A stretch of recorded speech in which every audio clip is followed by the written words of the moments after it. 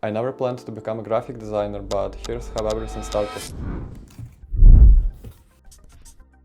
In this video I want to share and try to visualize my entire journey in graphic design with all the mistakes, the wins and the moments that shape. From the time I first realized I enjoy drawing to where I am now, with real results, growth and a path I'm proud of. Ever since I was a kid, I loved drawing anywhere on anything. My parents noticed it and sent me to an art school, but I didn't stay there long. One day a teacher yelled at me because my drawing wasn't correct, and that completely killed my motivation, so I quit. For years after that, I kept drawing at home. At the same time, I wanted to earn my own money, but I had no idea how to make anything from art. I tried different things. The easiest seemed like online casino. And yeah, I lost more than I won, so I dropped it fast. But I still felt this strong pull towards design. Something inside me just kept telling me, this is yours, this is what you should be doing.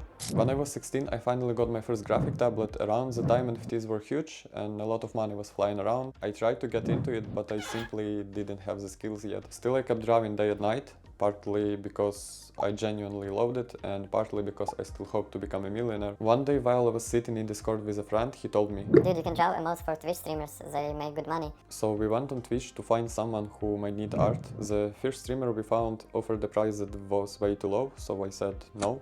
The second one was a streamer named Modroki. I messaged him saying I've been doing art for a long time, even though it wasn't even half a year, and somehow he agreed. We discussed the work he needed, and even though I barely knew anything about animation, I told him I could do it. We agreed on a price around 150, 170, and I spent almost a month working on everything. Realistically, it could have been done in a few days, but I had almost no experience. After finishing that project, I realized something important. If I want to grow, I need to invest in myself. So I took almost all the money I earned and I bought an iPad. I knew that with better tools I could work faster, improve my quality and finally feel like I was doing this on a more professional level. And honestly, that decision changed everything for me. After that, he recommended me to another streamer. It was Bulka, and that became my biggest project ever, around 3000 for over 150 emotes. Many of them animated. I worked on that project for almost a year, little by little, and while I had other clients on the side, I still didn't really know how to work smarter, scale and charge properly.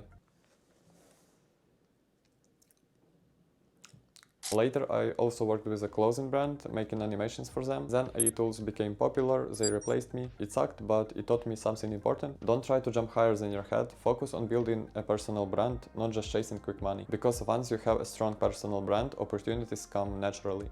After those first projects, I started getting more interested in graphic design itself, not just digital art. Logos, creatives, brand books. I wanted to understand how to do all of that properly. So I began researching everything I could find, YouTube tutorials, TikTok tips, articles, anything. And honestly, I'm still learning. I don't think there will ever be a moment where I know everything. Learning something new is never a waste. From the very beginning, I was also curious about 2D animation. I started learning it back then and I'm still learning and improving now. Today I already have a lot of successful case studies and a big portfolio. You can check all of that on this page. I'll leave a link under the video. Besides that, I'm also learning motion design, 3D and video editing. It helps me in graphic design because I can create exactly what I imagine, and honestly it's just cool to know more things. Plus it allows me to earn more from one client because I can offer much more than just a logo or brand book. And it positions me as a stronger, more versatile designer. So that's my journey from drawing as a kid to building a real career in design. And if there's one thing I learned, you don't have to be the most talented or the most experienced. You just need to keep learning, stay consistent